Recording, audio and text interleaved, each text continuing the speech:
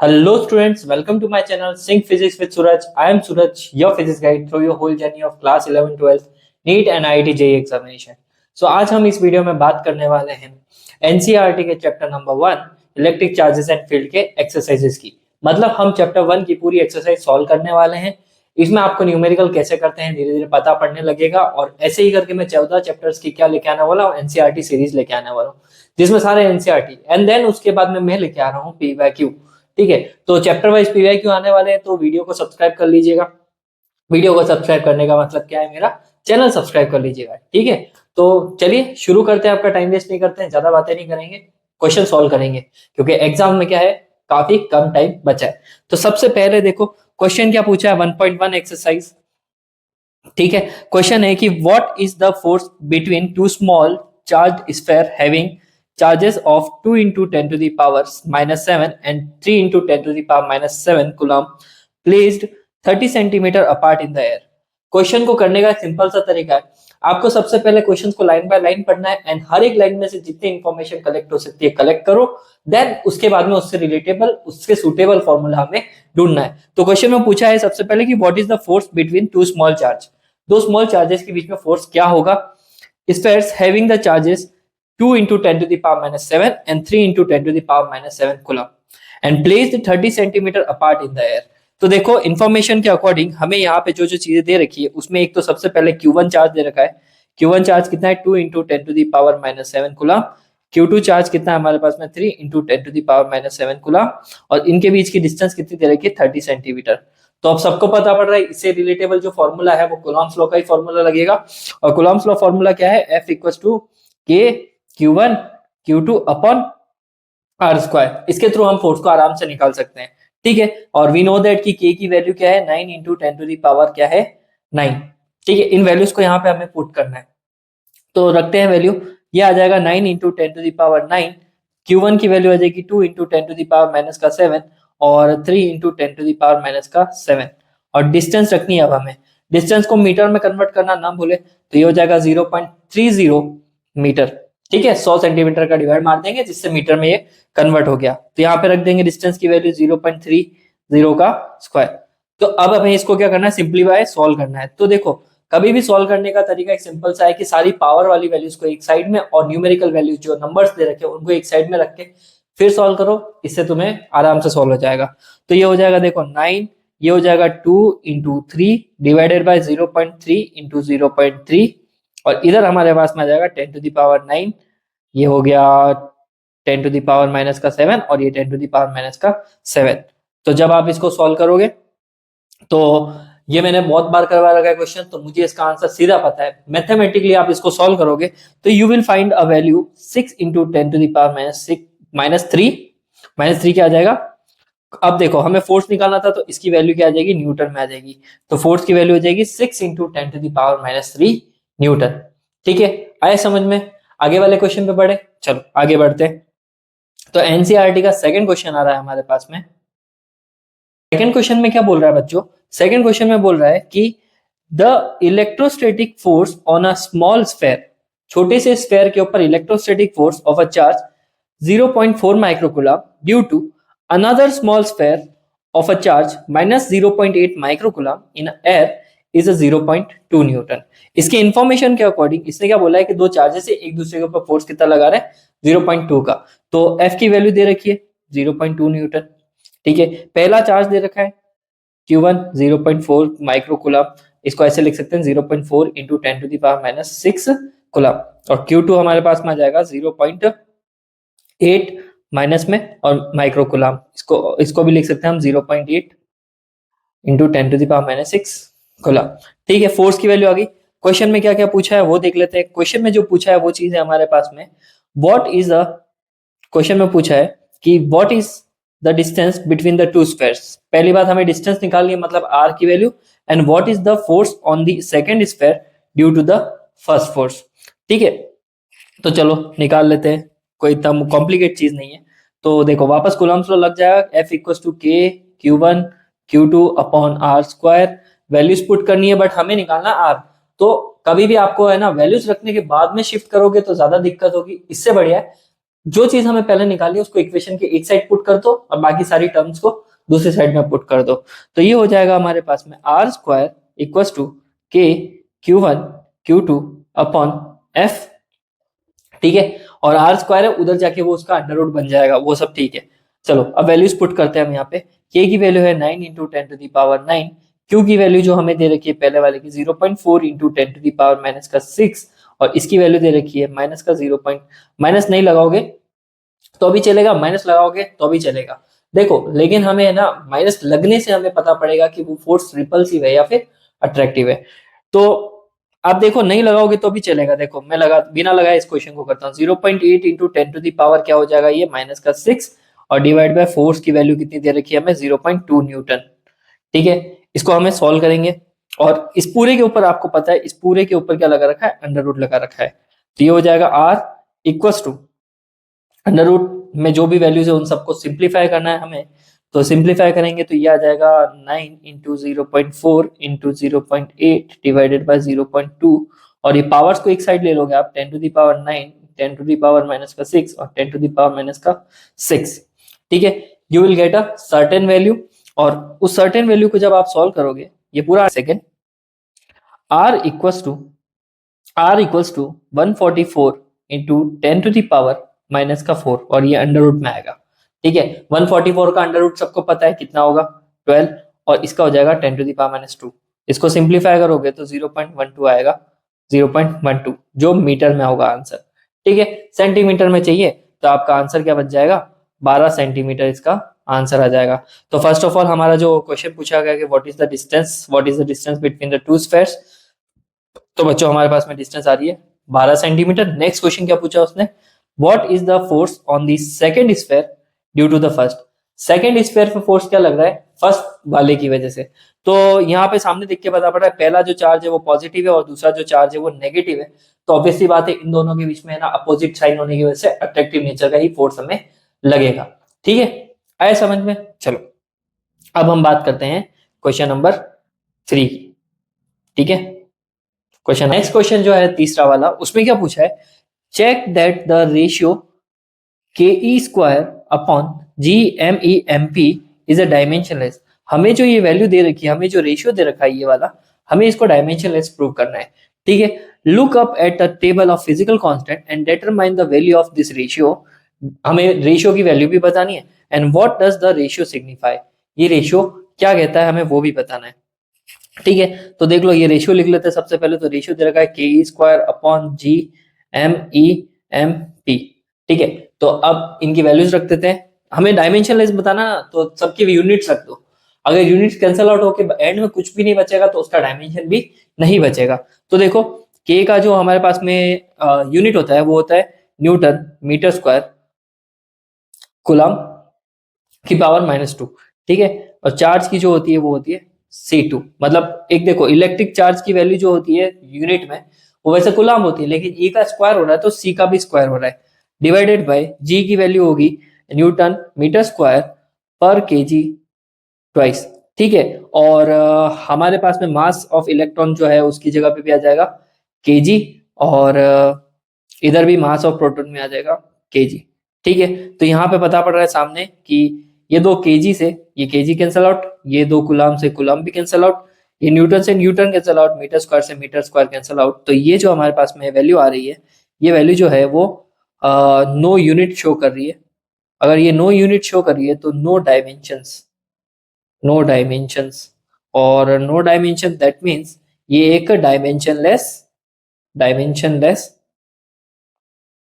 क्या है, क्वांटिटी है, ठीक है। और आगे क्या बोला उसने क्वेश्चन में कि look up at the table of a physical constant, physical constants की वैल्यूज जो है उनको देखना है, and determine the value of this ratio, और हमें इस रेशियो की वैल्यू भी निकालनी है, ठीक है। तो वापस के की वैल्यूज डालनी है, जी की वैल्यू डालनी है, इलेक्ट्रॉन की वैल्यू डालनी है, mass of electron, mass of proton, सब कुछ हमें यहाँ पे डालना है।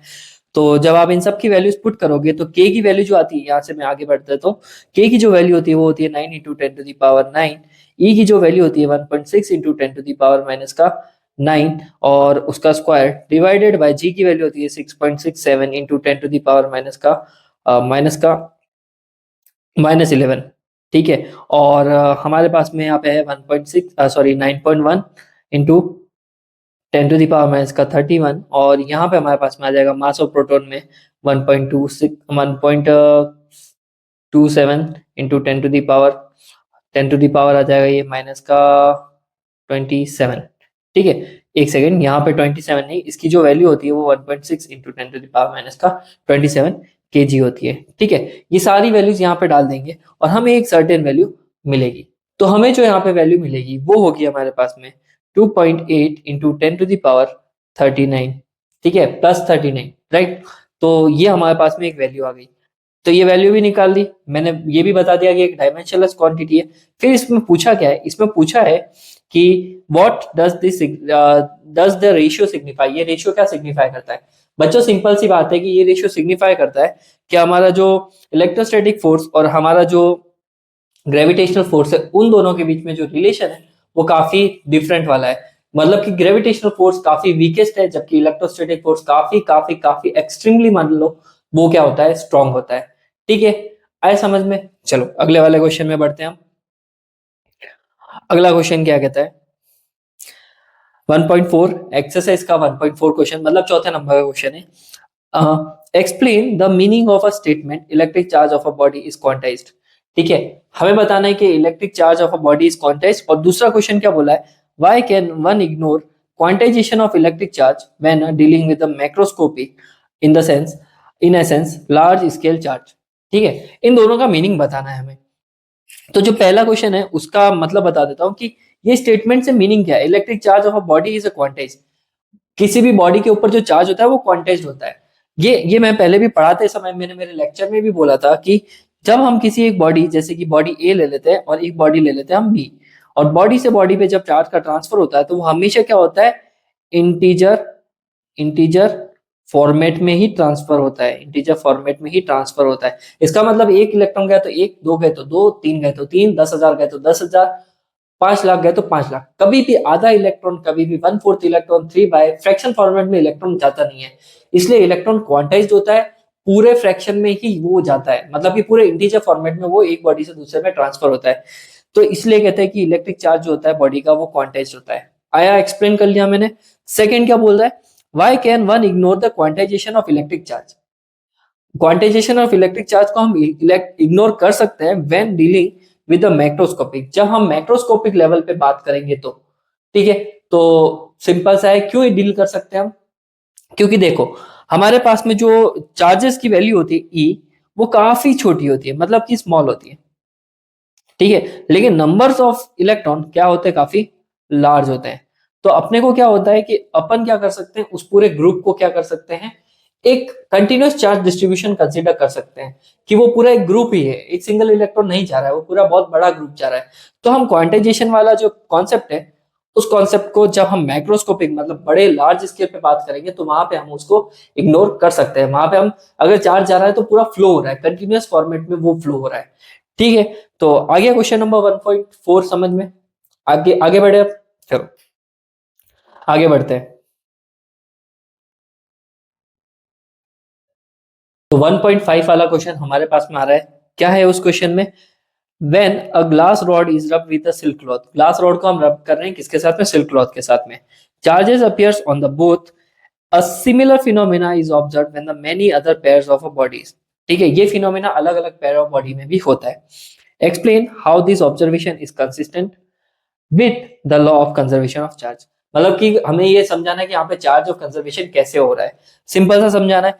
तो देखो अगर मेरे पास में एक सिल्क क्लॉथ है, ये रहा, ठीक है, और सिल्क क्लॉथ को मैंने किससे रब करा है, ग्लास रॉड से। जब मैं इसको इसके क्या लेके आऊंगा, कांटेक्ट में लेके आऊंगा, और जब मैं इसको इसके कांटेक्ट में लेके आऊंगा तो क्या होगा, इक्वल अमाउंट में बेटा क्या होगा, इक्वल अमाउंट में क्या होगा, इसके ऊपर क्या होंगे, ये सिल्क क्लॉथ है, मैं यहाँ लिख देता हूँ by the way, silk cloth है और ये ग्लास रॉड है। ठीक है, तो अब जब जैसे ही हम क्या करेंगे, रब करेंगे ना, तो रब करने से सिल्क क्लॉथ के ऊपर negative negative negative negative ions आना शुरू होंगे, ग्लास रॉड पे सिमिलर अमाउंट में क्या आएंगे, पॉजिटिव। तो हमेशा क्या होगा कि अगर जितने अगर यहाँ पे नेगेटिव चार्ज जनरेट हो रहे हैं उतने ही इसके ऊपर क्या जनरेट होंगे, पॉजिटिव चार्ज। तो इक्वल अमाउंट में चार्ज जनरेट होंगे, मतलब कि इधर 5 कूलम चार्ज आया तो इधर भी 5 कूलम आएगा, बट अपोजिट साइन का। तो कह सकते हैं कि यहाँ पे चार्ज क्या हो रहा है, कंजर्व हो रहा है। ये फिनोमिना जो होते हैं डिफरेंट बॉडीज के लिए यही शो करते हैं क्या, कंजर्वेशन ऑफ चार्ज को। ओके, आ गया समझ में। चलो अब आगे बढ़ते हैं।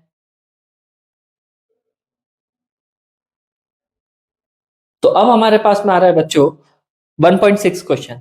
ठीक है, क्वेश्चन नंबर 1.6 में क्या पूछा है, 4 point charges Q A 2 microcoulomb, Q B -5 microcoulomb, Q C 2 microcoulomb, Q D -5 microcoulomb are located at the corners of a squares A B C D of the side 10 centimetre. Right, question में जो पूछा है उनकी information मैं अभी diagram बना के समझाऊंगा। What is the force on a charge of 1 microcoulomb placed at the centre of a square. सबसे पहले तो हमें देखना है, एक स्क्वायर बनाना है। एक सेकेंड, ये बन गया हमारे पास में स्क्वायर। और इस स्क्वायर के इस चारों कॉर्नर पे क्या, चार चार्ज रखे हुए हैं।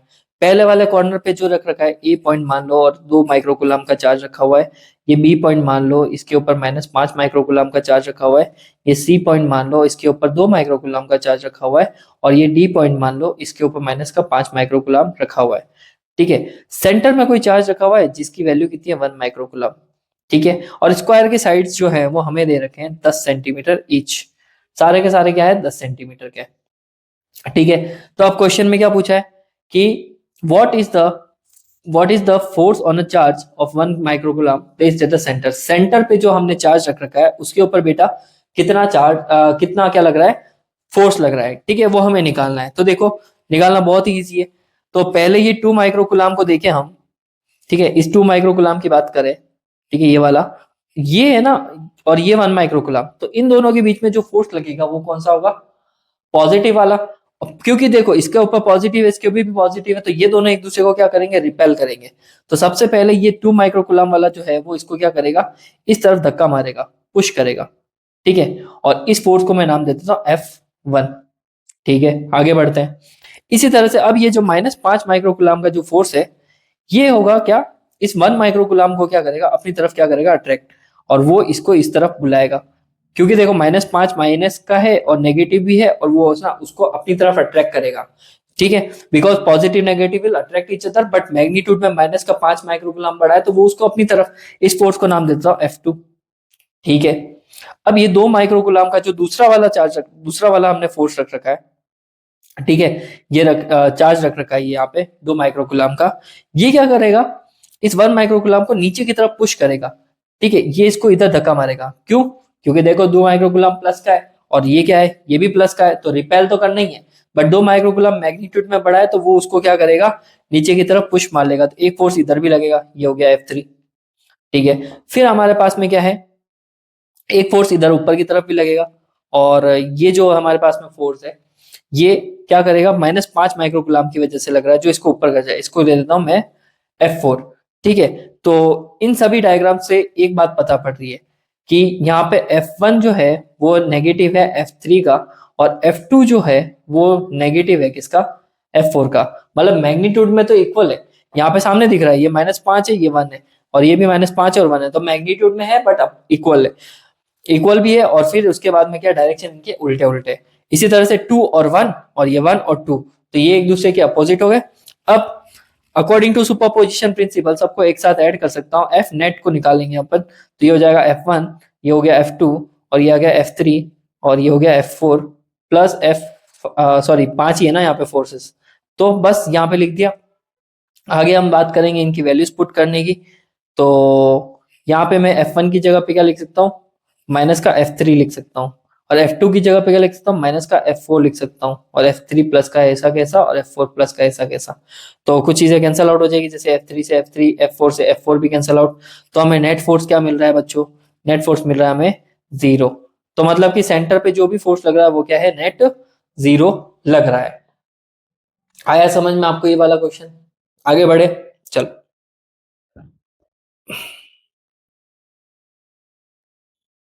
तो 1.6 क्वेश्चन थ्योरेटिकल क्वेश्चन है।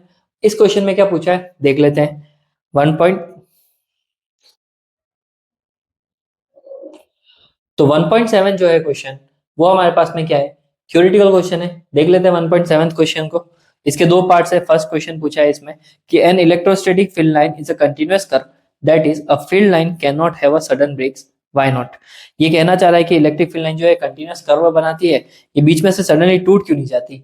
ठीक है, तो उसको एक्सप्लेन करना है। तो बहुत सिंपल सा रीजन है इसका, मैं बता देता हूं आपको कि इलेक्ट्रिक फील्ड लाइन जो होती है बच्चों, एक सेकेंड। तो सिंपल सा रीजन है कि इलेक्ट्रिक फील्ड लाइंस जो होती है वो कंटिन्यूअस कर्व इसलिए बनाती है क्योंकि या तो वो किसी चार्ज के पास में से जब धीरे धीरे दूर जा रही होती है इलेक्ट्रिक फील्ड लाइंस, तो उनकी वैल्यू धीरे धीरे मैग्नीट्यूड फॉर्मेट में डिक्रीज हो रही है।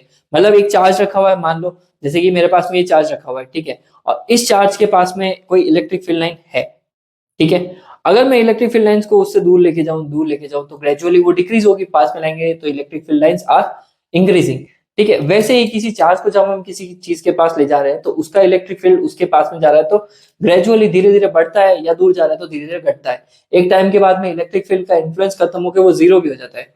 तो सडन ब्रेक तो नहीं हो सकता क्योंकि ये हमेशा कंटिन्यूअस ही होती है। और दूसरी बात अगर मैं बताऊं कि जैसे इलेक्ट्रिक फील्ड एकदम सडनली टूट गई तो वहां पे क्या होगा, चार्ज की वैल्यू है ही नहीं, मतलब कि सडनली चार्ज गायब हो गया। और चार्ज गायब कैसे हो सकता है सडनली, है ना?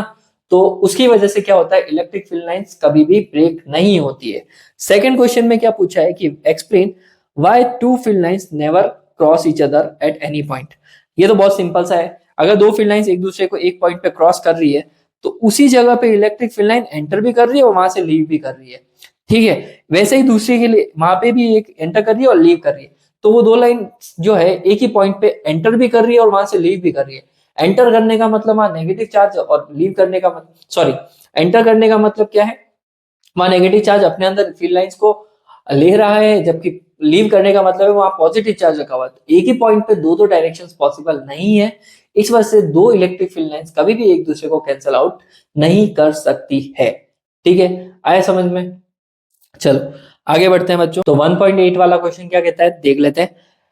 Two point charges QA equals to 3 microcoulomb, QB minus 3 microcoulomb are located 20 centimeter apart in a vacuum.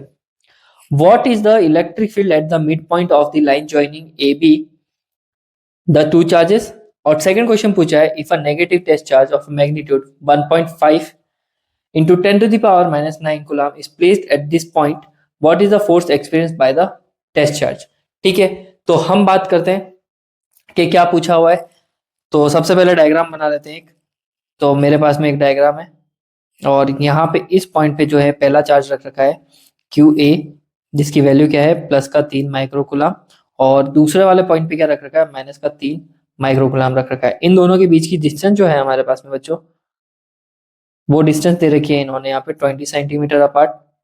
और इनके सेंटर पॉइंट पे हमें क्या निकालना है, इलेक्ट्रिक फील्ड की वैल्यू निकालनी है। क्वेश्चन में यही पूछा है, सेंटर पे लाइन जॉइनिंग पे इलेक्ट्रिक फील्ड की वैल्यू बताओ। तो देखो सिंपल सा बात है, हमें दो बार इलेक्ट्रिक फील्ड निकालना पड़ेगा क्योंकि देखो सेंटर पे जो भी चीज रखी है उसके ऊपर एक इलेक्ट्रिक फील्ड जो है प्लस वाले 3 माइक्रोकुलाम की वजह से लगेगा। तो 3 माइक्रोकुलाम जो है वो इसको इस तरफ पुश करेगा, इलेक्ट्रिक फील्ड का डायरेक्शन पॉजिटिव टू नेगेटिव होता है, तो EA इलेक्ट्रिक फील्ड ए पॉइंट की वजह से जो है वो इस डायरेक्शन में होगा, और माइनस 3 माइक्रोकुलाम जो है वो भी इसको इधर ही खींचेगा। तो हमारे पास में दो तरह के इलेक्ट्रिक फील्ड हो गए, EA भी इसी डायरेक्शन में है और EB भी, क्योंकि देखो नेगेटिव वाले के ऊपर इलेक्ट्रिक फील्ड आता है और पॉजिटिव वाले से इलेक्ट्रिक फील्ड जाता है, तो उसके अकॉर्डिंग दोनों ही डायरेक्शन कहाँ है, इस पॉइंट पे लगने वाले, सेंटर पे लगने वाले वो एक ही डायरेक्शन में। मतलब हमारा जो भी नेट इलेक्ट्रिक फील्ड होगा वो क्या होगा, एड अप हो जाएगा दोनों एक ही डायरेक्शन में होने की वजह से। एक एक करके निकाल देते हैं। इलेक्ट्रिक फील्ड का फॉर्मूला क्या होता है, EA इक्वल्स टू KQ/R²। के की वैल्यू है 9 इंटू 10⁻9, क्यू की वैल्यू जो है वो 3 माइक्रोकुलाम है, तो 3 इंटू 10⁻⁻6, डिस्टेंस जो है वो 20 सेंटीमीटर है, तो 20 इंटू 10⁻⁻2 मीटर में कन्वर्ट हो गया। ठीक है, अब इसको वैल्यू को सॉल्व करोगे, इन सब वैल्यूज को सॉल्व करके कि 9 को 3 से मल्टीप्लाई करके डिवाइड बाय 20 और पावर्स को जब हम करेंगे तो हमारे पास में एक वैल्यू आएगी, वो होगी 2.7 इंटू 10⁻6। इलेक्ट्रिक फील्ड की वैल्यू होती है न्यूटन पर कूलम, मतलब कि ऐसा यूनिट की बात कर रहा हूँ। इसी तरह से हमें दूसरा इलेक्ट्रिक फील्ड भी निकालना है, तो दूसरा वाला इलेक्ट्रिक फील्ड भी माइनस का 3 हमारे पास माइक्रोकूलम है, तो इलेक्ट्रिक फील्ड आ जाएगा हमारे पास में कि दोनों इलेक्ट्रिक फील्ड का हमें क्या लेना है, मैग्नीट्यूड लेना है। ठीक है, तो यहाँ पे माइनस का साइन रखने से कोई मतलब नहीं है। तो वापस के क्यू बाय आर स्क्वायर आ जाएगा और ये आ जाएगा 9 इंटू 10⁻⁹ और 3 इंटू 10⁻⁻6 अपॉन 20 इंटू 10⁻⁻2। ठीक है, और वैल्यू सॉल्व करने पे वही, क्योंकि वैल्यू सेम है तो आंसर भी वैसे ही आएगा, तो 2.7 इंटू 10⁻6 न्यूटन पर कूलम। तो ये अलग अलग इलेक्ट्रिक फील्ड आया, बट हमें तो नहीं है नेट, सेंटर पे लगने वाला नेट। तो हम क्या करेंगे, दोनों को ऐड कर लेंगे। तो दोनों को ऐड करेंगे तो ई ए प्लस ई बी, तो ये हो जाएगा 2.7 इंटू 10⁻6 प्लस 2.7 इंटू 10⁻6। तो ये हो गया 10⁻6 कॉमन आ जाएगा तो 2.7 प्लस 2.7, तो आप लिख सकते हो 5.4 इंटू 10⁻6 न्यूटन पर कूलम। तो ये आपके पास में क्या आ गया, इलेक्ट्रिक फील्ड नेट का फॉर्मूला आ गया एट दी सेंटर। ठीक है, अब उस क्वेश्चन में इन्होंने क्या पूछ रखा है, एक्स्ट्रा चीज पूछ रखी है।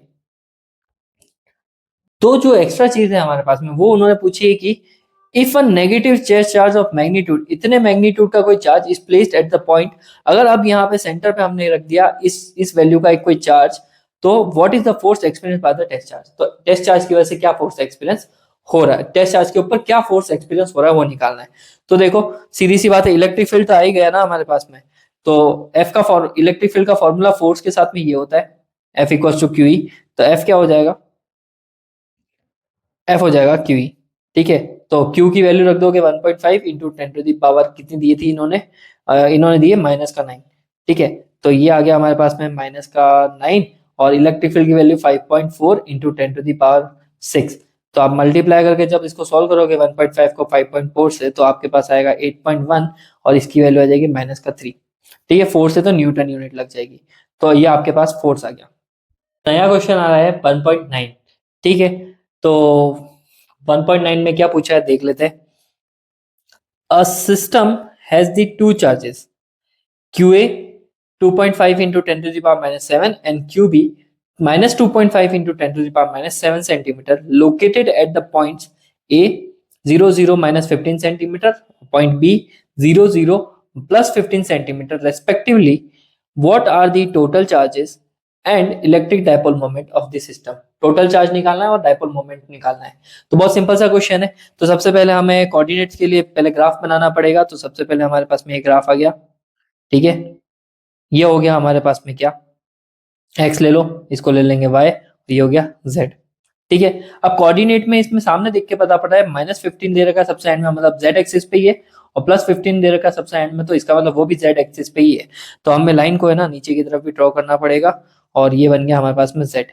ठीक है, एक इन्होंने ओरिजिन से दे रखा है, ओरिजिन के कोऑर्डिनेट हो गए 0 0 0, फिर आगे उसने कोऑर्डिनेट दिया एक ये वाला प्लस में, तो ये हो गया 0 0 प्लस 15 सेंटीमीटर, और एक हो गया हमारे पास में 0 0 माइनस का 15 सेंटीमीटर। ठीक है, ये आ गया हमारे पास में कोऑर्डिनेट के अकॉर्डिंग डिस्टेंस। तो अगर आप यहाँ से देखो ये 15 सेंटीमीटर तो ये रहा, और ये डिस्टेंस यहाँ से यहाँ तक कर लूंगा, तो ये टोटल डिस्टेंस कितनी हो जाएगी, 30 हो जाएगी। ठीक है, तो वैल्यूज लिख लो। तो क्यू ए दे रखा है हमारे पास में 2.5 into 10 to the power minus का 7, क्यू बी दे रखा है हमारे पास में माइनस का 2.5 into 10 to the power minus का 7 कूलम। और डिस्टेंस की बात करूंगा आर ले लो या फिर ए ले लो, चलो डिस्टेंस की बात करेंगे तो वो रही है हमारे पास में 30 सेंटीमीटर। अब सबसे पहला जो क्वेश्चन पूछा उसने पूछा है कि नेट चार्ज कितना है, व्हाट नेट चार्ज पूछा है ना, what are the total charge. तो टोटल चार्ज निकालना बहुत ही इजी है। तो टोटल चार्ज के लिए हम कर लेंगे Q equal to Q A plus Q B. Values रखो यहाँ पे 2.5 into 10 to the power minus का 7 प्लस माइनस का 2.5 into 10 to the power minus का 7। दोनों चार्जेस इक्वल एंड अपोजिट होने से Q नेट की वैल्यू क्या आ जाएगी, 0 आ जाएगी। ठीक है, तो चार्ज आ गया हमारे पास में, नेट चार्ज तो हमेशा 0। दूसरा उसने कुछ पूछा है, दूसरा उसने पूछा है कि पी डाइपोल मोमेंट बताओ। पी का फॉर्मूला था Q2A। ठीक है, तो हमारे पास में Q की वैल्यू जो है वो कितनी दे रखी है, दोनों में से कोई भी एक चार्ज चलता है डाइपोल मोमेंट में। तो Q की वैल्यू है 2.5 into 10 to the power minus का 7 और 2A। ठीक है, अब यहाँ से इनके बीच की जो डिस्टेंस है 2A दे रखी है पूरी की पूरी 30 सेंटीमीटर, तो उसको यहाँ पे लिख देंगे 30 into 10 to the power minus का माइनस का आ जाएगा हमारे पास में 2 मीटर में कन्वर्ट हो गया। ठीक है, यहाँ से अगर पॉइंट रिमूव करूंगा तो ये हो जाएगा 10, यहाँ से ये गया कैंसल आउट हो गया, तो 25 into 3 75 into 10 to the power minus का 9। ठीक है, ये 25 3 75 और 10 टू द पावर माइनस 7 और माइनस माइनस 9।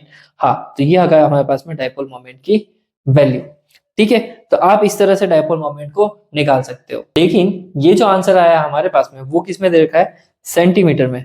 तो मीटर में कन्वर्ट करना है तो सीधी सी बात है, ये हो जाएगा हमारे पास में dipole moment 0.75 into 10 to the power क्या हो जाएगा, माइनस का 7।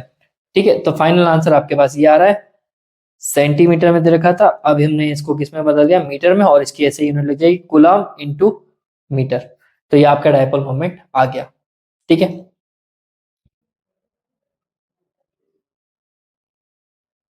नेक्स्ट क्वेश्चन हमारे पास में जो आ रहा है वो है 1.10, मतलब 10th क्वेश्चन तक हम पहुंच चुके हैं। An electric dipole with a dipole moment 4 into 10 to the power minus 9 coulomb meter is aligned at a 30 degree with the direction of uniform electric field of a magnitude 5 into 10 to the power 4 Newton per coulomb. Calculate the magnitude of torque acting on the dipole. तो हमें निकालनी values, तो torque का formula लगा लेंगे। Torque का formula होता है पी ई साइन थीटा। ठीक है, हमें क्या क्या इन्फॉर्मेशन दे रखी है उसको साइड में लिख लो। पी की वैल्यू दे रखी है 4 into 10 to the power minus का 9 कुलाम इंटू मीटर, और थीटा एंगल दे रखा है हमें 30 डिग्री, और हमारे पास में है ना इलेक्ट्रिक फील्ड की वैल्यू भी दे रखी है, ई की वैल्यू है 5 इंटू 10 टू दी पावर का 4। ठीक है, न्यूटन पर कुलाम। इन वैल्यूज को पुट कर लो, आ जाएगा टॉर्क, सिंपल सा है। पी की वैल्यू है 4 into 10 to the power minus का 9, इलेक्ट्रिक फील्ड है 5 into 10 to the power minus plus 4, और साइन आ जाएगा 30। ठीक है, साइन 30 वैल्यूज रखते हैं यहाँ पे। 4 इंटू 10 टू दावर माइनस का 9, 5 इंटू 10 टू दावर 4, और ये हमारे पास में साइन 30 की वैल्यू होती है हमारे पास में बच्चों 1/2। ठीक है, तो ये 1/2 यहाँ रख दिया। तो देख लो, सिंपल सा है, 2 से ये कैंसिल आउट हो जाएगा 2 टाइम्स, तो 5 2 जाके आ जाएगा 10 into 10 to the power minus का 9 इंटू 10 टू द पावर 4। तो ये हो गया ना 10, और 10 टू द पावर 4 5, और 10 टू द पावर 9 में से गया तो 10 टू द पावर माइनस का 4। ये आ गया आपके पास में टॉर्क। ठीक है, तो इस तरह से आप, और टॉर्क का जो हमारे पास में वो रहता है, क्या कहते हैं, सिंबल, ऐसे यूनिट, वो होता है न्यूटन इंटू मीटर। तो टॉर्क आ गया हमारे पास में 10 to the power minus 4 newton into metre. अगले क्वेश्चन की तरफ बढ़े।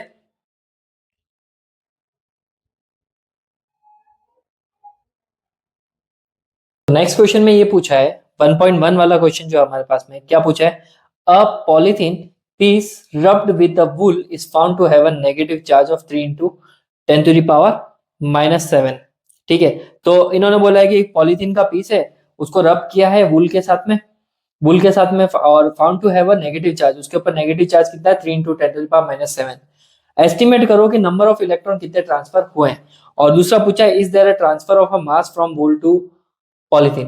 तो मास भी निकालना है और चार्ज भी निकालना है। बट ये जो ऑप्शन, सॉरी, हमारा जो बी वाला क्वेश्चन है, इसमें इन्होंने बस इतना ही पूछा कि कोई चार्ज का मास का ट्रांसफर हुआ है नहीं हो। तो आपके पास दो रास्ते हैं, आप या तो मास निकाल के बता लो, या फिर आप थ्योरेटिकली भी इसका आंसर दे सकते हो। ठीक है, अभी बताता हूँ कैसे दोगे आप। तो सबसे पहले जो हमारे को नंबर ऑफ इलेक्ट्रॉन निकालना है, तो क्योंकि चार्ज का फॉर्मूला होता है Q equal to n e, number का ऑफ इलेक्ट्रॉन का फॉर्मूला होता है n equal to q by e. तो चार्ज का वैल्यू दे रखी है इन्होंने 3 into 10 to the power minus का 7, और ये होता है 1.6 into 10 to the power minus 19। ठीक है, तो आप इसका एक एस्टिमेटेड आंसर से निकाल सकते हो कि देखो 1.6 जो होता है हमारे पास में लगभग 1.5 के आसपास रहता है। तो 3 डिवाइडेड बाय 1.5 जो हमारे पास में आ जाएगा 2, और 19 है ना जो हमारे पास में, ये 19 जो है वो घूम के ऊपर आ जाएगा तो प्लस 19, और प्लस 19 में से 7 गया तो प्लस का 12 बच जाएगा हमारे पास में। ठीक है, तो हमारा जो फाइनल आंसर है वो 2 इंटू 10 टू दावर 12, और नंबर है तो सिर्फ एन, कोई यूनिट नहीं, नंबर्स। तो इतने सारे इलेक्ट्रॉन क्या हो रहे हैं, ट्रांसफर हो रहे हैं। और दूसरा उसने जो क्वेश्चन पूछा है कि is there a mass transfer of mass from the wool of polythene, yes, mass का ट्रांसफर होगा, क्योंकि देखो इतने सारे नंबर ऑफ इलेक्ट्रॉन निकले। ठीक है, और अगर इतने सारे नंबर ऑफ इलेक्ट्रॉन निकले हैं तो इन सबको अगर मैं मल्टीप्लाई कर दूं हर एक के मास से, ठीक है, इनका मास कितना होता है, इलेक्ट्रॉन्स का मास, इसको दूसरी तरफ निकालता हूं तो टोटल मास कितना ट्रांसफर हुआ है वो बता रहा हूं मैं, ट्रांसफर वो हो जाएगा बच्चों 2 इंटू 10⁻12, इसको किससे मल्टीप्लाई कर देंगे, इलेक्ट्रॉन का जो भी मास है 9.1 इंटू 10⁻31 kg। तो इसको सॉल्व करने पे आपके पास में एक वैल्यू आएगी, जो वैल्यू आएगी उसका आंसर रहेगा हमारे पास में 1.82 इंटू 10⁻18 के आसपास अप्रोक्स, इतना मास जो है वो ट्रांसफर होगा एक बॉडी से दूसरी बॉडी में, क्योंकि इलेक्ट्रॉन का भी अपना मास होता है। ठीक है, चलो आगे बढ़ते हैं। तो अब हमारे पास में आ रहा है नया क्वेश्चन। क्या पूछा है इस क्वेश्चन में, 1.12 क्वेश्चन में क्या पूछा है, a two insulated charge copper wires sorry two insulated charged copper spheres A and B have their centers separated by a distance of 50 centimeter. What is the mutual force of electrostatic repulsion if the charge on each is a 6.5 into 10 to the power minus 7 coulomb and the radii of A and B are negligible as compared to the distance of separation? ठीक है, तो simple सा question है, बहुत easy है। देखो question में जो इन्फॉर्मेशन थी उसके अकॉर्डिंग पढ़ते हैं हम कि दो इंसुलेटेड चार्ज कॉपर स्फेयर्स है और उनके ऊपर डिस्टेंस कितनी दे रखी है, इतनी। तो सबसे पहले आर की वैल्यू लिख देते हैं 50 सेंटीमीटर और इसको मीटर में कन्वर्ट कर लेते हैं, 50 into 10 to the power minus का क्या हो जाएगा 2 मीटर। और फिर बोला है each has a charge 6.5 into 10 to the power minus 7, तो Q1 और Q2 दोनों की वैल्यू कितनी है 6.5 into 10 to the power minus का 7। द रेडियस उसको नेग्लिजिबल मानना है, तो मतलब इतने बड़े स्पेस नहीं है, डिस्टेंस ज्यादा है। ठीक है, तो हमें निकालना है म्यूचुअल फोर्स निकालना है। फोर्स निकालने में क्या दिक्कत है, फोर्स के लिए फॉर्मूला लग जाएगा हमारे पास में F इक्वल्स टू के Q1 Q2 upon R square. के की वैल्यू आ जाएगी 9 into 10 to the power 9, Q की वैल्यू आ जाएगी 6.5 into 10 to the power minus का 7। एक बार और लिख दो 6.5 into 10 to the power minus का 7 डिवाइडेड बाय आर क्या है इनके बीच का 50 into 10 to the power minus का 2 और इसका स्क्वायर आ जाएगा। तो वैल्यूज को जब सेपरेट करेंगे तो वैल्यूज कुछ इस तरह से सेपरेट होगी 9 इंटू 6.5 इंटू 6.5 और डिवाइडेड बाय 50 इंटू 50 और वैल्यूज न्यूमर पावर वाली वैल्यूज हो जाएगी 10 to the power 9, 10 to the power minus का 7, 10 टू द पावर माइनस का 7 और ये हो जाएगा 10 टू द पावर माइनस 4। इसको जब आप सिंप्लीफाई करोगे तो आपको एक आंसर मिलेगा, वो आंसर होगा फोर्स का कि क्या है 1.5 into 10 to the power minus का 2 न्यूटन। तो ये आपके पास में फोर्स आ गया। बट अब क्वेश्चन में क्या पूछा है कि आगे क्वेश्चन में पूछा है what is the force of repulsion, repulsion का फोर्स क्या होगा if each sphere is charge double, हर एक के ऊपर चार्ज की वैल्यू डबल कर लो and the above amount and the distance between them is half, distance को आधा करना है, चार्जेस को डबल करना है। तो देखो पहले वाला जो हमारे पास में फोर्स था तो उस फोर्स में हमें क्या करनी है, नई वैल्यूज डालनी है। तो पहले वाला फोर्स तो वैसा के वैसा ही रहेगा, नया वाले फोर्स को F डैश नाम दे देता हूँ। के चार्जेस हो जाएंगे 2Q और ये भी हो जाएगा 2Q और डिवाइडेड बाय डिस्टेंस हो जाएगा R/2 और उसका स्क्वायर। तो चार्जेस डबल डिस्टेंस आधी हो गई, तो इसको सॉल्व करेंगे हमें मिलेगा के 2 और 2 कितना 4Q स्क्वायर या फिर 4Q लिख सकते हो है ना, Q into Q divided by, यहाँ पे मैं वन और 2 डाल देता हूँ, 1 और 2 याद रहेगा ताकि कि पहला चार्ज और दूसरा चार्ज लिया है और डिस्टेंस हो जाएगी हमारे पास में R स्क्वायर बाय 4। ठीक है, अब ये 4 घूम के ऊपर चला जाएगा तो ये हो जाएगा हमारे पास में 4 4 जा 16 के Q1 Q2 अपॉन क्या हो जाएगा R स्क्वायर F डैश। ठीक है, यहां से देख के क्या पता पड़ रहा है कि Q1 Q2 upon R square जो है वो वाला क्या है, यही वैल्यू है ना पूरी की पूरी। तो इस पूरी वैल्यू को क्या लिख सकता हूं मैं, इस पूरी वैल्यू को पुराना फोर्स लिख सकते हैं।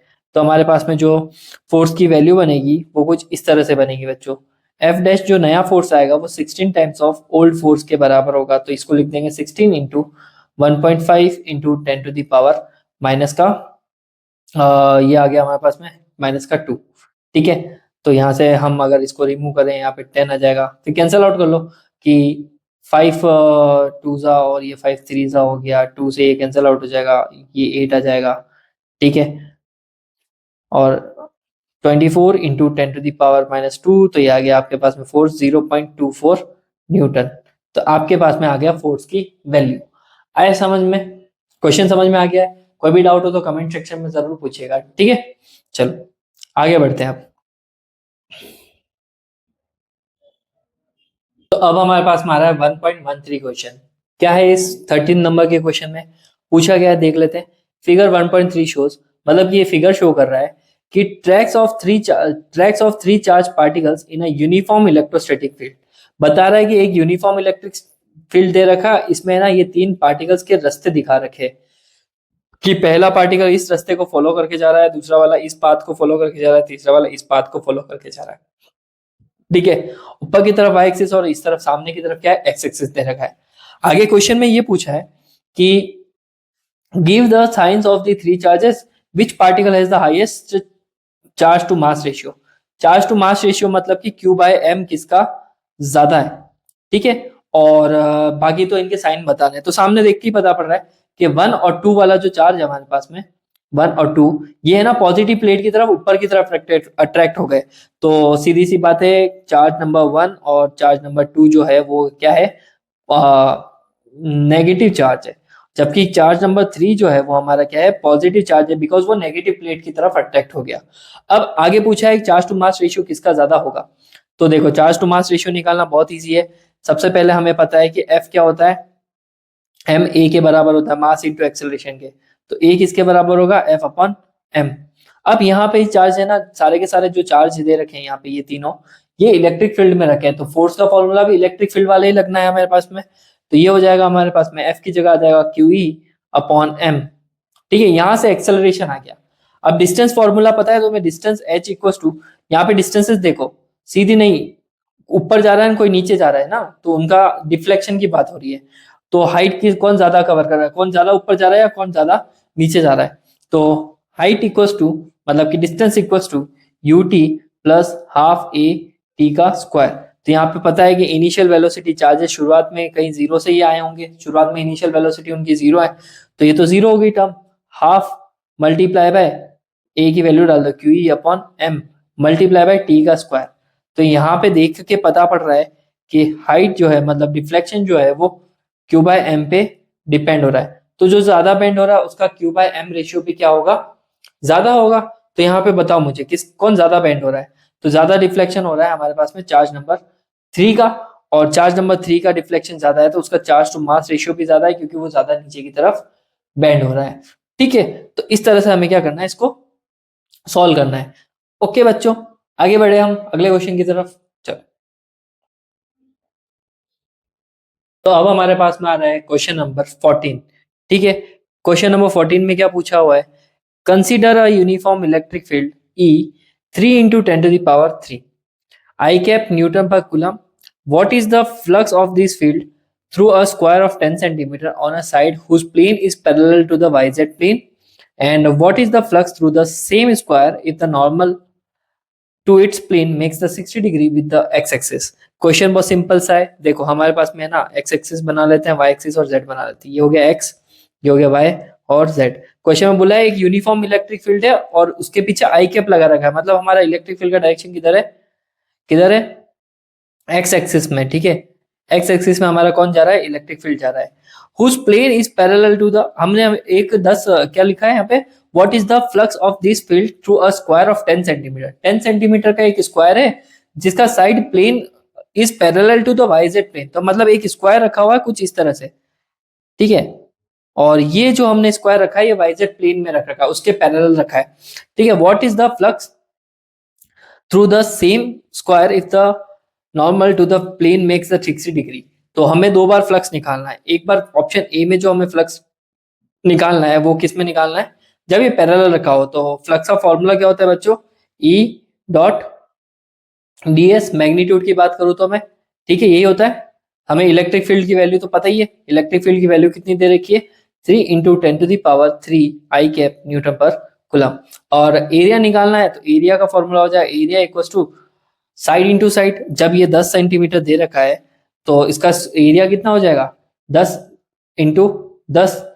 ठीक है, लेकिन हमें मीटर में लिखना पड़ेगा तो ये हो जाएगा 10 into 10 to the power minus का 2 और 10 into 10 to the power minus का 2। दो बार हमें मीटर में 10 सेंटीमीटर को लिखना है, इससे एरिया आ जाएगा। लेकिन एक कैच है यहाँ पे हमारे पास में एरिया वेक्टर का डायरेक्शन पता करना है। तो एरिया वेक्टर का डायरेक्शन होगा इसी प्लेन में।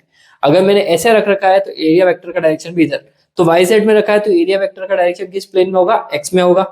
ठीक है, तो यहां से तो एरिया वेक्टर के पीछे लग जाएगा आई कैप, तो ये हो जाएगा 10 into 10 तो हो गया 100 इंटू 10⁻⁻⁴, और ये हो गया 10⁻², मतलब कि 0.01 मीटर स्क्वायर में आपके पास में क्या आ रहा है, एरिया आ रहा है। ठीक है, अब फ्लक्स ही निकालना है, तो फ्लक्स का फॉर्मूला हो गया ना, electric field multiply by area. तो इलेक्ट्रिक फील्ड दे रखा 3 इंटू 10⁻³ मल्टीप्लाई बाय 0.01। आप 0.01 लिखो या फिर 10⁻² लिखो, तो ये हो जाएगा 3 इंटू 10 तो 30 आ जाएगा हमारे पास में, फ्लक्स की वैल्यू आ गई। ठीक है, फ्लक्स की वैल्यू आ गई। अब हमें निकालनी है यहाँ पे दूसरी चीज, फ्लक्स के साथ साथ में हमें निकालना है यहाँ पे what is the flux through the same square if the normal to its plane makes the 60 degree. अब अगर ये पैरेलल के साथ में 60 डिग्री बना के रखें तो क्या करना है हमें, तो उस कंडीशन में भी ऐसा कोई कॉम्प्लिकेट चीज नहीं है। फ्लक्स का फॉर्मूला होता है डॉट प्रोडक्ट हटेगा तो ई डॉट डी एस हट के E D S cos theta लग जाएगा। तो इलेक्ट्रिक फील्ड तो वही दे रखा है 3 इंटू 10⁻³ कितना दिया है 3, एरिया कितना आ रहा है हमारे पास में 10⁻², और कॉस थीटा कितना है हमारे पास में, कॉस 60 पूछा है ना उसने, 60 डिग्री का एंगल बना रहा है, तो कॉस हो जाएगा 60, एंड वी नो दैट की कॉस 60 की वैल्यू थी 1/2, तो ये हो गई 1/2 यहाँ रखूंगा। तो इसको अगर मैं सॉल्व करूंगा तो ये आएगा 1.5 इंटू 10⁻, कितना आ जाएगा 1 आ जाएगा, तो ये हो जाएगा हमारे पास में 15। ठीक है, तो ये आ गया हमारे पास में 15। तो ऐसा यूनिट लिखना ना भूले, मैं भूल चुका हूँ यहाँ पे देखो, इसकी ऐसे यूनिट हो जाती है न्यूटन मीटर स्क्वायर पर कूलम। तो इस तरह से आपके पास में क्या आ गया, फ्लक्स आ गया। ठीक है, यहाँ पे भी लगा दो न्यूटन मीटर स्क्वायर पर कूलम। ठीक है, चलो अगला क्वेश्चन देखते हैं। तो अगला क्वेश्चन हमको पूछ रखा है कि 1.15 में what is the net flux of a uniform electric field of exercise 1.14। ये जो अभी हमने एक्सरसाइज करी जहां पे हमने स्क्वायर के बारे में क्या निकाला, फ्लक्स निकाला, उसके आगे पूछा उसने कि through a cube of a side, अगर यही फ्लक्स हमारा 20 सेंटीमीटर के क्यूब में से निकल रहा होता, oriented so that its faces are parallel to the coordinate plane, तो नेट फ्लक्स क्या होगा अगर यहाँ पे स्क्वायर की जगह क्यूब लगते हैं। तो मैं बता दूं, देखो नेट फ्लक्स जो होगा हमारे पास में, नेट फ्लक्स वो होगा 0, क्योंकि देखो इसलिए 0 होगा कि किसी क्यूब के अंदर अगर रखा है तो उसके फेसेस पे एक प्लेन से आने वाला फ्लक्स दूसरे प्लेन से बाहर की तरफ निकल जाएगा, तो एंटरिंग फ्लक्स और लीविंग फ्लक्स की वैल्यूज इक्वल होने की वजह से तो नेट क्या होगा वहां पे 0। तो जितना आ रहा है उतना ही चला जाएगा, तो फिर वहां पे बचेगा क्या। इस वजह से 1.15 में क्या हम बता सकते हैं कि 20 सेंटीमीटर हो या 50 सेंटीमीटर जो भी हो, क्यूब के अंदर जितना एंटर कर रहा है उतना ही फ्लक्स लीव कर रहा है, तो उस तरह से वो क्या हो जाएगा बिल्कुल ही 0 हो जाएगा। ठीक है, तो इसका आंसर सीधा क्या लिखना है अपने को, 0 लिखना है। चलो 1.16 क्वेश्चन में क्या पूछ रहे हैं देख लेते हैं। इसमें पूछा है careful measurement of a electric field at the surface of a black box indicates that the net outward flux through a surface of this box is 8 into 10⁻³ newton metre square पर कूलम। इसने बोला है कि हमारे इसके पास में क्या है, एक बॉक्स है, ठीक है, और इसने है ना क्वेश्चन में बोला है कि electric field at the surface of a black box indicates that the net outward flux through the surface is इतना, कि इसके अंदर जितना नेट फ्लक्स है उसकी वैल्यू कितनी दे रखी है, 5 equals to 8 into 10⁻³ newton metre square पर कूलम। इतनी तो उसने फ्लक्स की वैल्यू दी है। क्वेश्चन में पूछा है कि what is the net charge inside the box, net charge कितना होगा। तो नेट चार्ज निकालना बहुत ही सिंपल सा है, फ्लक्स का फॉर्मूला पता है गाउस थ्योरम के अकॉर्डिंग, 5 इक्वल्स टू क्या होता है Q बाय एप्सिलॉन नॉट, तो Q इक्वल्स टू क्या हो जाएगा 5 मल्टीप्लाई बाय एप्सिलॉन नॉट।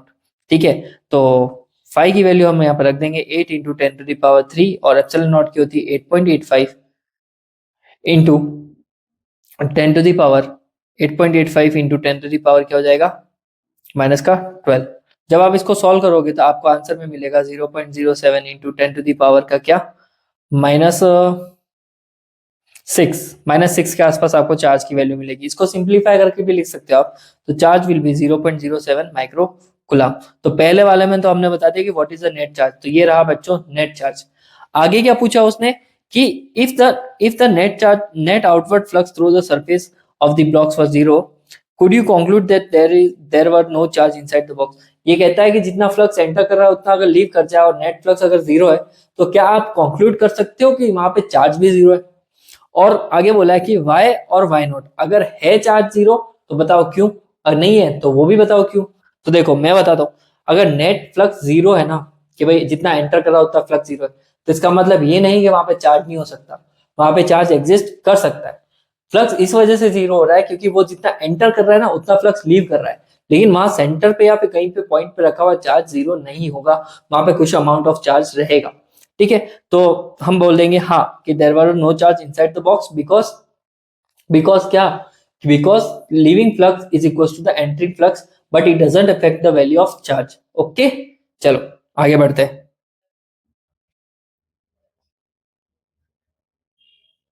ठीक है, तो नेक्स्ट क्वेश्चन 1.17 में क्या पूछा है देख लेते हैं। 1.17, a point charge plus 10 microcoulomb is at 5 centimeter distance directly above the center of a square of side 10 centimetre. ये हमारे पास में एक स्क्वायर दे रखा है ब्लू कलर का, और इस स्क्वायर के ऊपर हमने 5 सेंटीमीटर ऊपर की तरफ क्या रखा है, एक चार्ज रखा हुआ है जिसकी वैल्यू कितनी है, 10 × 10⁻⁶ कूलम या फिर 10 माइक्रोकूलम भी बोल सकते हो। ठीक है, ये 5 सेंटीमीटर डायरेक्टली ऊपर रखा है सेंटर से, जिसके स्क्वायर की साइड्स कितनी दे रखी है, 10 सेंटीमीटर ईच, तो हर एक की दे रखी है। H on in figure, what is the magnitude of electric flux through the square. तो मैग्नीट्यूड ऑफ इलेक्ट्रिक फ्लक्स की वैल्यू कितनी होगी, मतलब फाई निकालना है कुल मिला के। एक हिंट भी दिया है एनसीईआरटी वालों ने, hint, think of the square as the one face of the cube with the edge. तो हमें क्या करना है कि इसको एक क्यूब का एक कोई हिस्सा मानना है। तो देखो बच्चों, तो मैं अगर इसको क्यूब का हिस्सा मानूंगा तो मेरा जो क्यूब है वो कुछ ऐसा ही होगा। ठीक है, एक मिनट मेरे को क्यूब बनाने दो।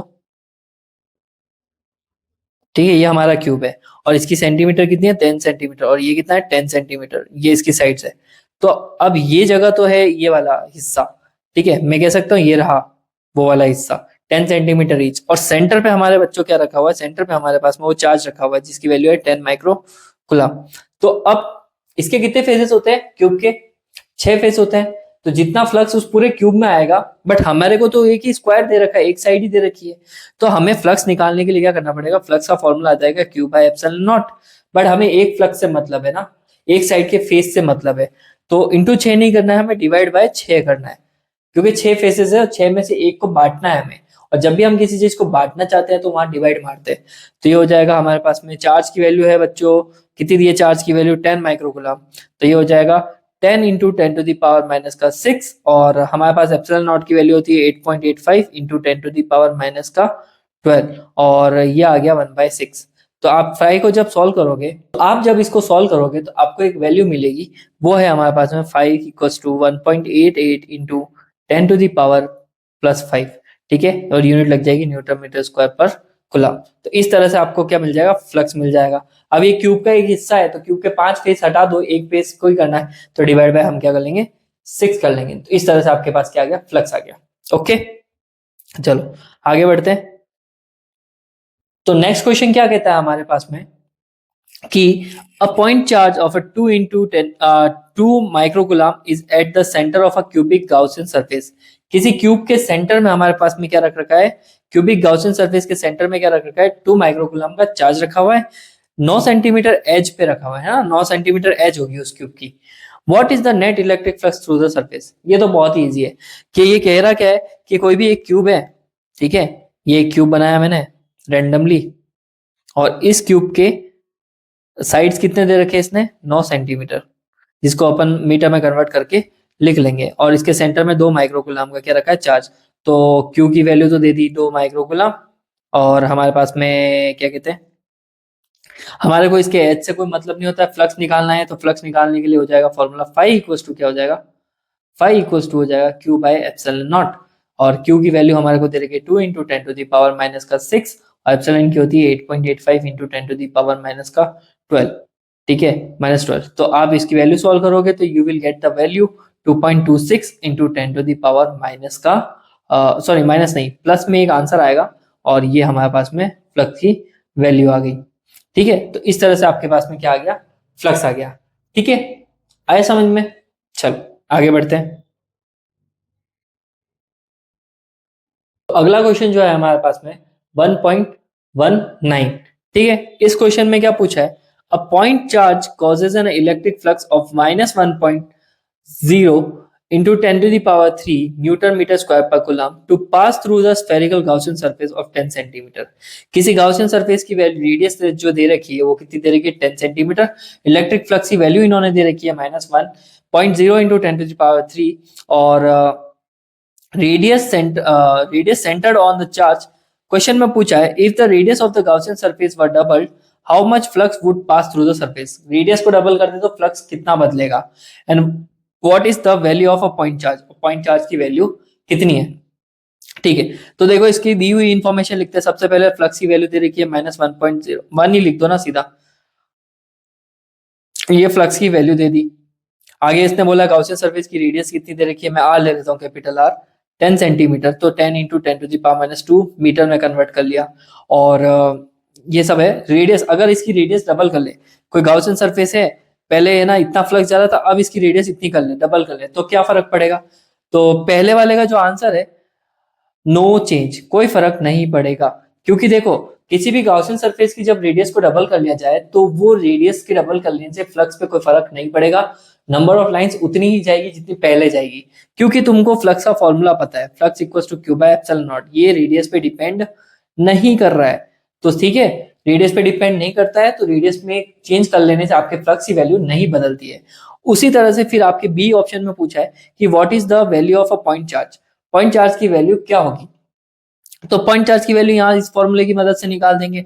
Q इक्वल्स टू 5 एप्सिलॉन, और 5 की वैल्यू आ जाएगी हमारे पास में कितनी, -1 इंटू 10 टू द पावर 3 और एप्सिलॉन की है 8.85 into 10 to the power minus का 12 आ जाएगा, है ना। तो 8.85 को 1 से मल्टीप्लाई करूंगा तो ये 8.85 ही रहेगा, और -12 में से 3 गया तो ये माइनस का 9 हो जाएगा। और आप इसको -9 को और सिंप्लीफाई कर सकते हो, तो 8.85 इंटू 10 टू द पावर नहीं कोई 10 टू द पावर नहीं, 8.85 माइक्रो कूलम। तो ये आपके पास में चार्ज की वैल्यू आ गई। ठीक है, तो आपके चार्ज भी निकाल दिया। और एक और चीज, रेडियस बदलने से फ्लक्स की वैल्यू नहीं बदलती, इसका ध्यान रखना। ठीक है, अगले क्वेश्चन पे बढ़ते हैं अब अपन। तो नेक्स्ट क्वेश्चन है हमारे पास में 1.20। इस क्वेश्चन में क्या बोला है, 1.20 क्वेश्चन में क्या बोला है, a conducting sphere of radius 10 centimetre has a unknown charge.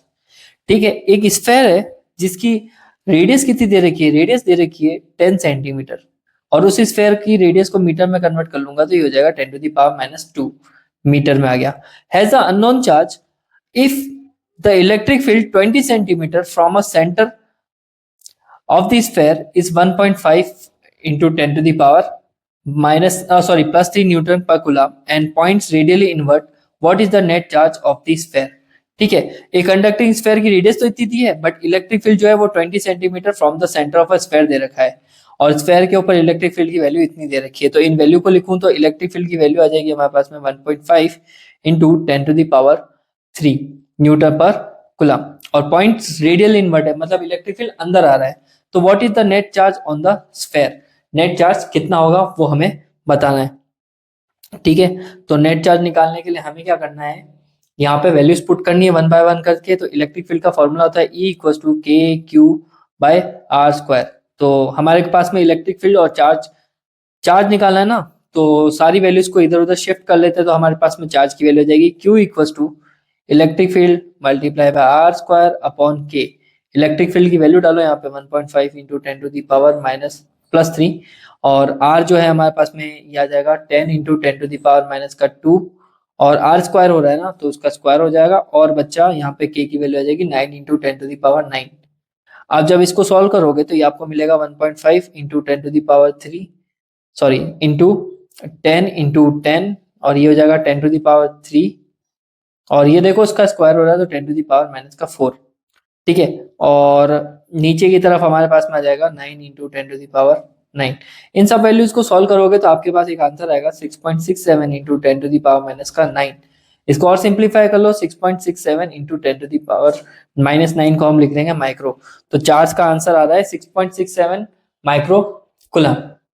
ठीक है, तो ये आपके चार्ज की वैल्यू है। बट अगर आप मैग्नीट्यूड देखो तो मैग्नीट्यूड भी पता कर सकते हो कि चार्ज किस तरह का है। तो नेट चार्ज जो है रेडियली इनवर्ड आ रहा है ना, तो चार्ज पे जब इलेक्ट्रिक फील्ड अंदर आता है तो वो चार्ज नेगेटिव होता है।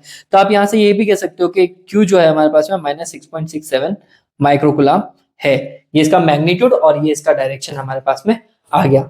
आया समझ में? आगे वाले क्वेश्चन में बढ़े, चलो अगला क्वेश्चन देखते हैं। क्वेश्चन नंबर हमारे पास में आ रहा है 1.21।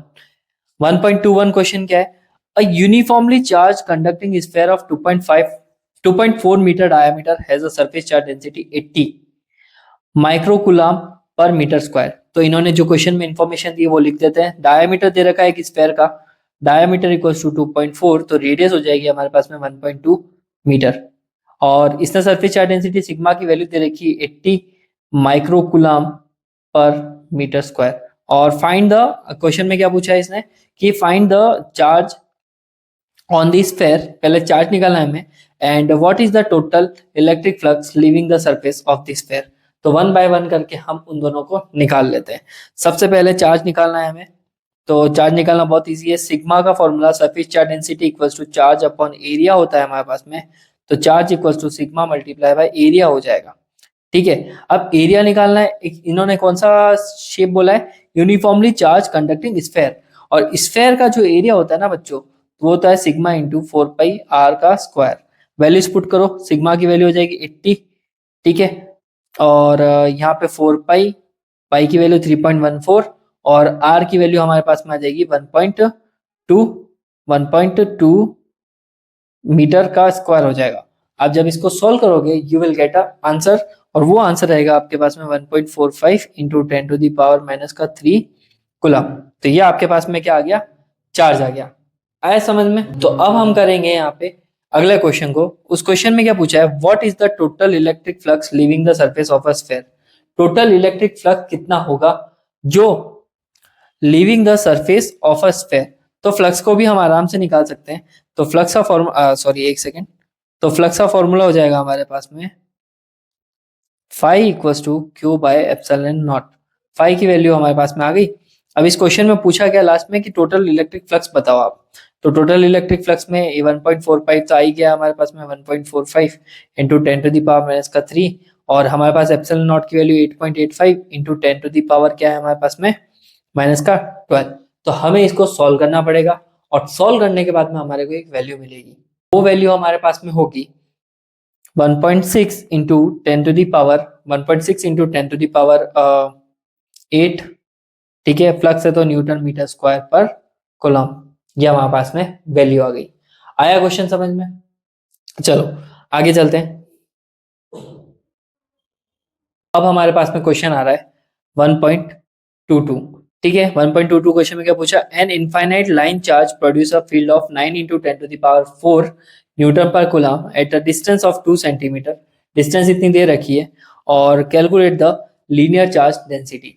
लीनियर चार्ज डेंसिटी हमें निकालनी है। तो देखो दी हुई इन्फॉर्मेशन लिख लेते हैं सबसे पहले। तो इन्फॉर्मेशन में हमारे पास इलेक्ट्रिक फील्ड की वैल्यू है 9 इंटू 10⁴ न्यूटन पर कूलम, और डिस्टेंस कितनी दे रखी है? आर, जो भी डिस्टेंस दे रखी है वो है 2 सेंटीमीटर, जिसको हम लिख देंगे 2 इंटू 10⁻⁻² मीटर, ठीक है। अब इलेक्ट्रिक फील्ड और डिस्टेंस दे रही है खाली अकेली, और लेकिन हमें चाहिए लीनियर चार्ज डेंसिटी लेमडा। तो इसको निकालना इजी है। देखो इलेक्ट्रिक फील्ड का लेमडा के साथ में रिलेशन है lambda upon 2 pi epsilon naught r. ये रिलेशन है, इसमें वैल्यूज डालनी है हमें, ठीक है। बट हमें लेमडा चाहिए ना, तो लेमडा को यही रखो, तो ये हो जाएगा electric field multiply by 2 into pi into epsilon naught multiply by r. Electric field को डालो यहाँ पे, तो ये हो जाएगा 9 इंटू 10⁴ 2 3.14। एप्सिलॉन नॉट जो है वो आपके पास 8.85 है, और आर की जो डिस्टेंस है वो 2 इंटू 10⁻² मीटर है, ठीक है। तो ये सब वैल्यूज रखने के बाद में आपको लेमडा की एक वैल्यू मिलेगी, वो है 0.01 इंटू 10⁻⁻5। इसको और ज्यादा सिंपल कर सकते हैं हम, अगर माइक्रो में कन्वर्ट करना है तो ये हो जाएगा 0.1 इंटू 10⁻⁻6। लेमडा है ना, लीनियर चार्ज डेंसिटी है, तो लीनियर चार्ज डेंसिटी का होता है ये ऐसा यूनिट कूलम पर मीटर। तो आप इसको 0.1 coulomb, 0.1 micro coulomb per metre भी लिख सकते हो, ये भी लिख सकते हो, आपको पूरे मार्क्स मिल जाएंगे, ठीक है। आया समझ में? आगे बढ़ते हैं अब।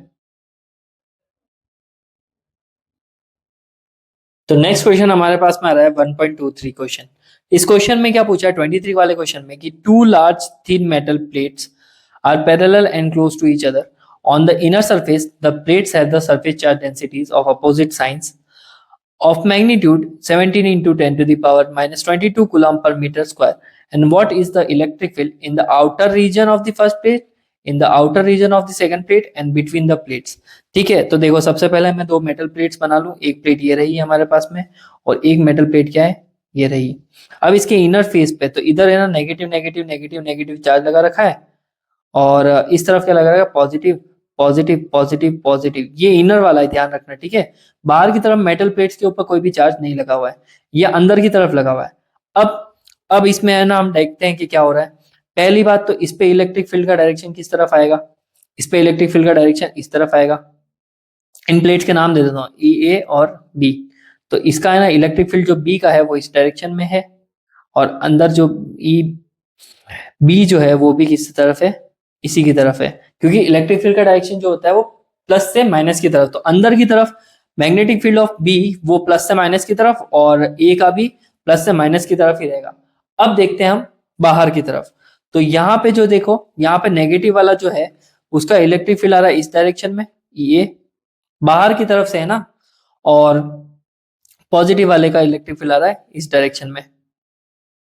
इसी तरह से अब ये प्लस वाला है ना, तो प्लस वाला क्या होता है, इलेक्ट्रिक फील्ड प्लस से माइनस की तरफ जाता है, ठीक है। तो इसका इलेक्ट्रिक फील्ड जो होगा बी का वो अभी भी इसी डायरेक्शन में रहेगा, लेकिन नेगेटिव वाले का जो इलेक्ट्रिक फील्ड होगा ना बच्चों, वो नेगेटिव वाला इलेक्ट्रिक फील्ड वो भी इसी डायरेक्शन में रहेगा, ठीक है। एक सेकेंड, ये वाला जो इलेक्ट्रिक फील्ड होगा ना बी वाला वो इस तरफ रहेगा ई बी, ठीक है।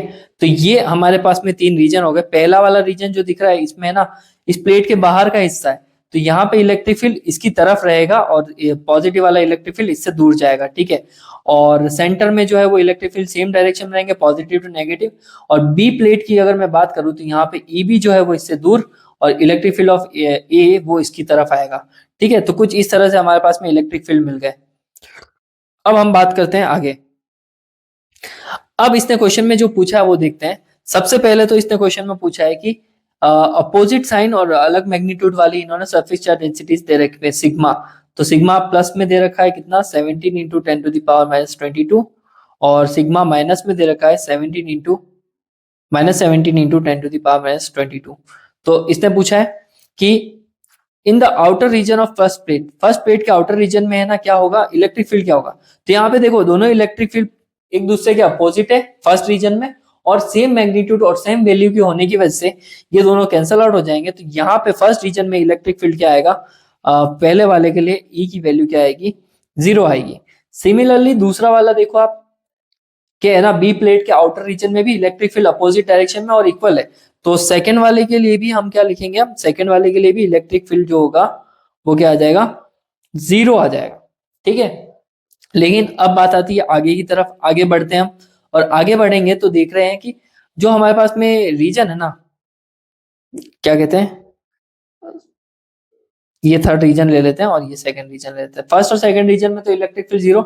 अब सेंटर में इलेक्ट्रिक फील्ड क्या हो रहा है, सेंटर में इलेक्ट्रिक फील्ड ऐड हो रहा है, और जब सेंटर में इलेक्ट्रिक फील्ड ऐड हो रहा है तो उसको ऐड कर लेंगे, तो ई ए प्लस ई बी ऐड हो जाएगा और हमें क्या मिल जाएगा, नेट इलेक्ट्रिक फील्ड। तो नेट इलेक्ट्रिक फील्ड का फॉर्मूला लग जाएगा सिग्मा अपॉन 2 एप्सिलॉन नॉट, और दूसरे वाले में भी सिग्मा अपॉन 2 एप्सिलॉन नॉट लगा देंगे हम, और ये दोनों वैल्यूज रखेंगे। तो इसको सिंप्लीफाई करेंगे तो ये देखो क्या कॉमन आ रहा है, यहाँ पे कॉमन आ रहा है सिग्मा अपॉन एप्सिलॉन नॉट। तो ये हो गया 1/2 प्लस 1/2, तो 1 बन गया। तो इलेक्ट्रिक फील्ड हमारे पास में कितना आया, सिग्मा बाय एप्सिलॉन नॉट। इसकी वैल्यूज पुट कर लो, यहाँ पे आ जाएगा 17 इंटू 10 टू दी पावर कितना दिया था हमारे पास में, -22, और इलेक्ट्रिक फील्ड की एप्सिलॉन नॉट की वैल्यू होती है 8.85 इंटू 10 टू दी पावर -12। तो आप जब इसको सॉल्व करोगे तो आपको एक आंसर मिलेगा इलेक्ट्रिक फील्ड का, जो होगा आपके पास में 19.2 into 10 to the power -10 something -10 newton पर कूलम। तो ये इलेक्ट्रिक फील्ड की वैल्यू आ गई और आपके एनसीईआरटी एक्सरसाइज खत्म हो गई, ठीक है। तो आई होप आपको ये वीडियो अच्छी लगी होगी, सारे क्वेश्चन अच्छे से समझ में आएंगे। कोई समझ में नहीं आया तो कमेंट सेक्शन में पूछिएगा, मैं बता दूंगा। और शेयर कीजिए अपने उन दोस्तों को जिनको क्वेश्चंस करने में काफी दिक्कत होती है, क्योंकि मैं अभी क्वेश्चंस की सीरीज काफी लंबी लेके आने वाला हूँ और एग्जाम से पहले आपको बहुत सारे क्वेश्चंस करवा दिए जाएंगे। तो बने रहिए 60 डेज चैलेंज में। मिलते हैं, तब तक के लिए बाय बाय, टेक केयर।